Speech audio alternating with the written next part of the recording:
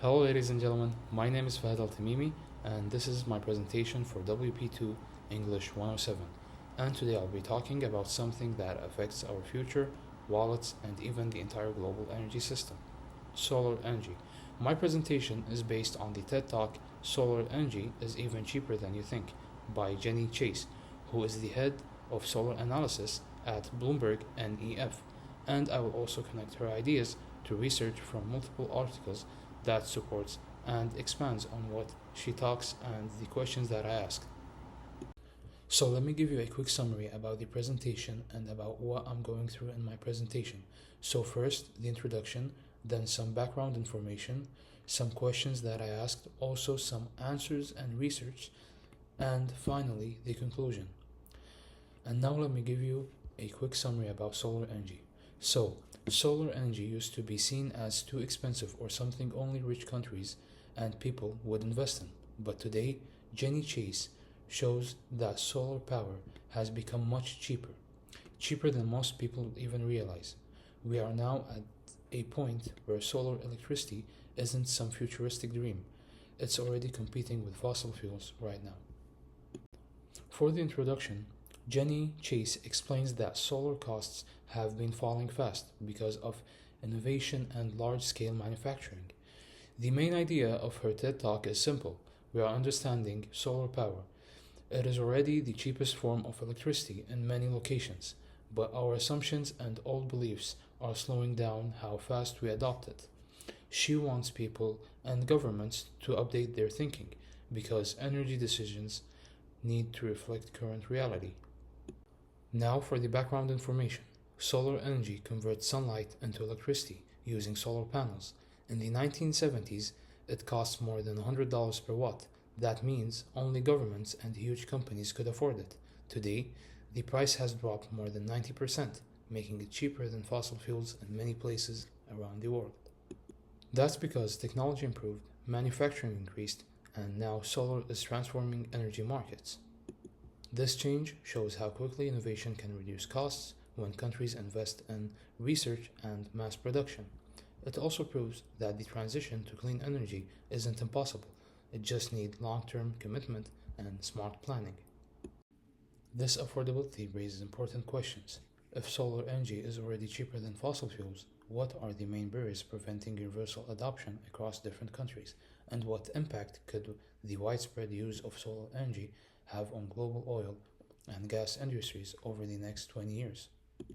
These are not just technical questions, they are political and economic questions that will shape the next 20 years.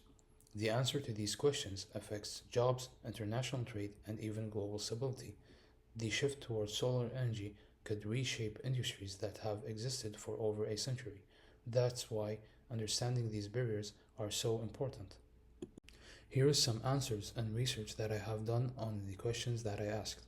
The first research is the role of solar PV in the future energy system is often underestimated, with high capital cost assumptions, which is not fully reflected on the recent cost decline trend of solar PV. This supports Jenny Chase's point. People still think that solar is expensive because they use all cost assumptions, so governments hesitate to invest, even though the price has already changed.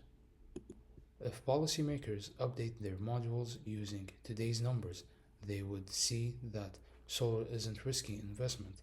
It's one of the most cost-effective options availability right now.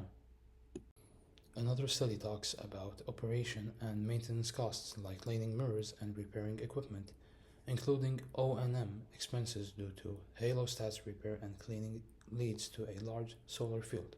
The optimum design for the low scenario features a 22 oversize. This shows solar plants need smart engineering and maintenance planning to stay cost effective. Solar is cheap, but we must design the system correctly. Well planned maintenance helps solar plants produce consistent power of decades. In the long run, proper design keeps energy reliable and affordable for communities that depend on it.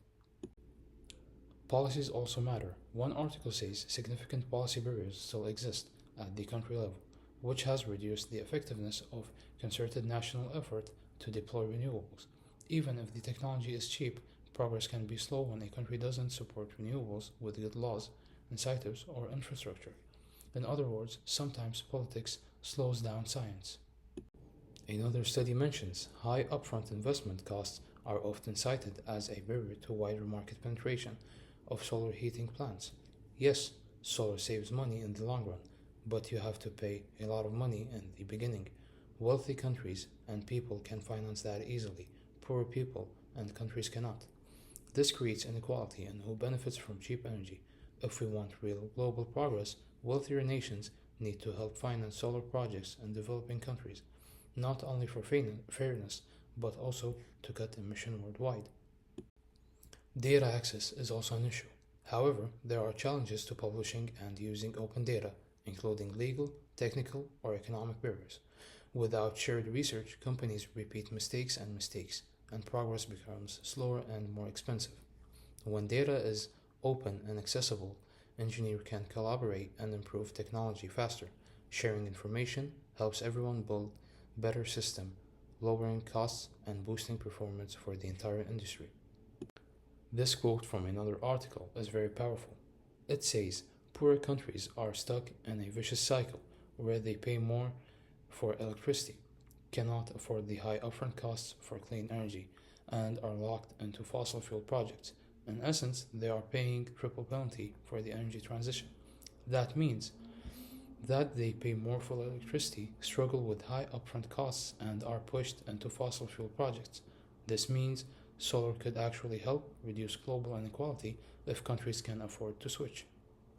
Finally, we see that the challenge in solar energy today is not the cost of photovoltaic electricity generations, already competing with fossil fuel prices, but rather utility scale energy, storage, and flexibility in supply.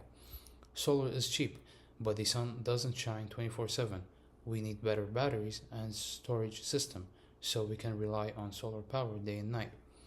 Once affordable, large-scale energy storage becomes common, solar energy can replace fossil fuels entirely. That's when the world's energy transition will truly become complete. So, overall, solar is no longer expensive. It is already cheaper than fossil fuel. But cost is not the only barrier. Policies, financing, data access, and energy storage are key. If we solve these challenges, we can create cleaner air, cheaper electricity, and safer climate future. Solar is not just an energy solution, it's a solution for economic and environmental justice. Thank you everyone for listening, and thank you to my group members and professor for supporting this project.